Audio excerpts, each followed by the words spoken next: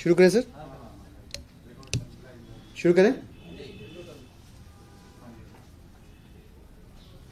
नमस्कार दोस्तों, आज हम एक बहुत महत्वपूर्ण किंतु दुर्भाग्यपूर्ण विषय पर बातचीत करने के लिए उपस्थित हुए हैं। दिल्ली के अंदर भारतीय जनता पार्टी निगम में जिस तरह का घिनौना खेल खेल रही है वो हमें से किसी से छुपा नहीं है। दरअसल भाजपा दिल्ली में लोकतंत्र को कैसे समाप्त किया जाए पूरे देश से, इसके लिए एक छोटे स्तर पे प्रयोग कर रही है, एक्सपेरिमेंट कर रही है।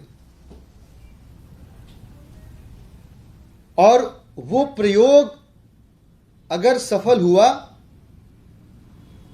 तो उस प्रयोग को कई राज्यों में दोहराया जाएगा और राष्ट्रीय स्तर पे उस प्रयोग को भारतीय जनता पार्टी जो है दोहराएगी। उस प्रयोग के इंग्रेडिएंट्स और उसका आउटकम सब कुछ दिल्ली और देश के सामने है। गैर संवैधानिक अप्रोच, तानाशाही रवैया और इनके जरिए जो आउटकम अचीव कर रही है भाजपा, वह है लोकतंत्र की हत्या। आप सबने देखा किस प्रकार से जनादेश आम आदमी पार्टी को दिल्ली की जनता ने दिया। इसके बावजूद भारतीय जनता पार्टी ने गुंडई लफंगई के जरिए एक बार ओथ नहीं होने दी, दूसरी बार ओथ हुई निगम के अंदर चुने हुए पार्षदों की, तो हाउस डिसरप्ट करके पूर्व नियोजित तरीके से हाउस को डिसरप्ट करके मेयर को इलेक्ट नहीं होने दिया। आप देखिए किस तरह से जो संवैधानिक रिस्पॉन्सिबिलिटीज हैं ऑफिसर्स की, एलजी साहब की, जो कॉन्स्टिट्यूशनल मैंडेट है उसको भी रेंडर नहीं किया जा रहा है केंद्र की सरकार और भारतीय जनता पार्टी के इशारे पे। और अब क्या हुआ? भारतीय जनता पार्टी ने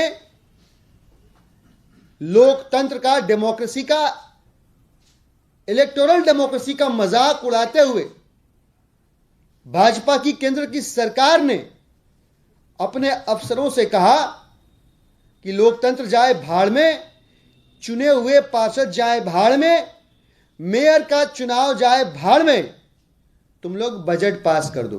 अब आप सोच रहे होंगे अधिकारी है, कर सकता है।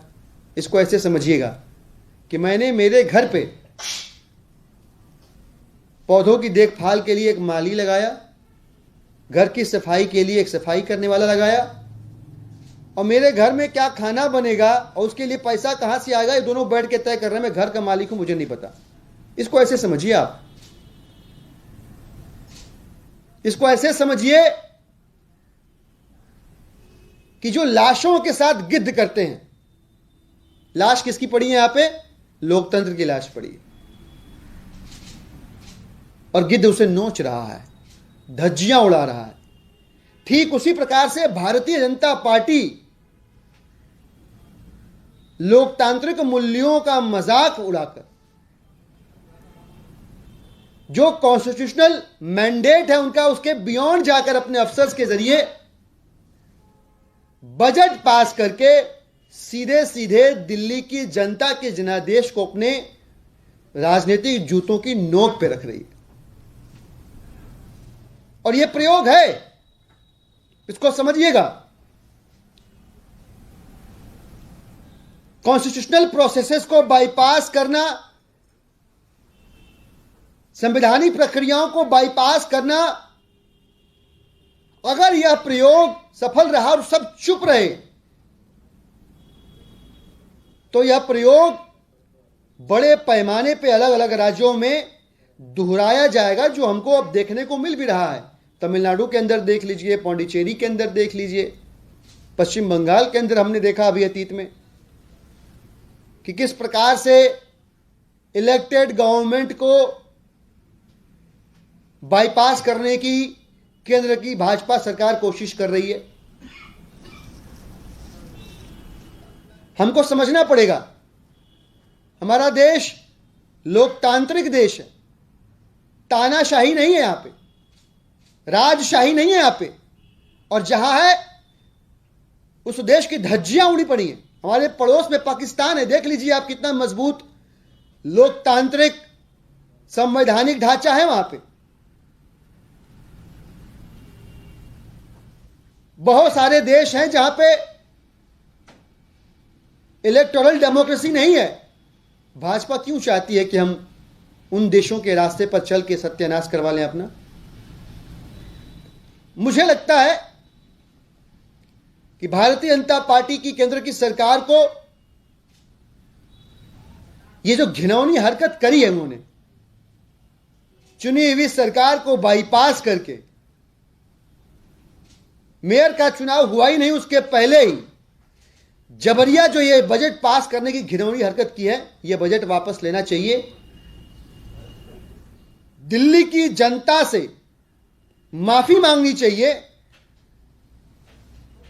और लोकतंत्र की जो हत्या करने का दुस्साहस किया है भारतीय जनता पार्टी ने, उस दुस्साहस के लिए भी भारतीय जनता पार्टी के शीर्ष नेतृत्व को देश और दिल्ली के सामने आके हाथ जोड़कर क्षमा याचना करनी चाहिए।